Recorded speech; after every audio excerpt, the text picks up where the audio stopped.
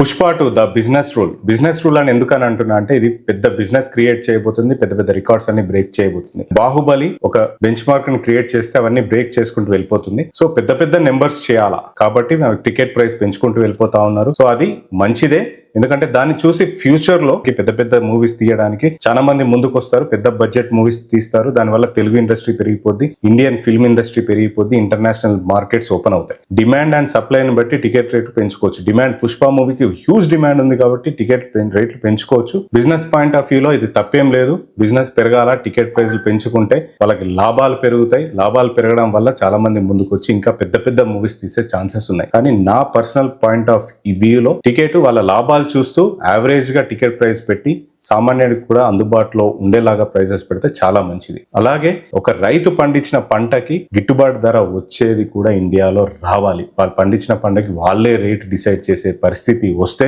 రైతులు కూడా business man అవుతారు. రైతులకి కూడా నేను ఒక రైతుని అని గర్వంగా చెప్పుకునే పరిస్థితి వస్తుంది. వాళ్ళకు కూడా అమ్మాయిని హ్యాపీగా ఇచ్చే పరిస్థితి వస్తుంది. సో మీరేమనుకుంటున్నారు? మీ అభిప్రాయాన్ని కామెంట్ బాక్స్ లో కామెంట్ చేసేసేయండి. అసలు టికెట్ ప్రైస్ పెంచడం మంచిదా, తగ్గియడం మంచిదా, మూవీ ఇండస్ట్రీ పెరగడం మంచిదా, దీనివల్ల అసలు ఉపయోగం ఉందా లేదా, మీ అభిప్రాయాన్ని కామెంట్ బాక్స్ లో కామెంట్ చేసేయండి. Thank you so much.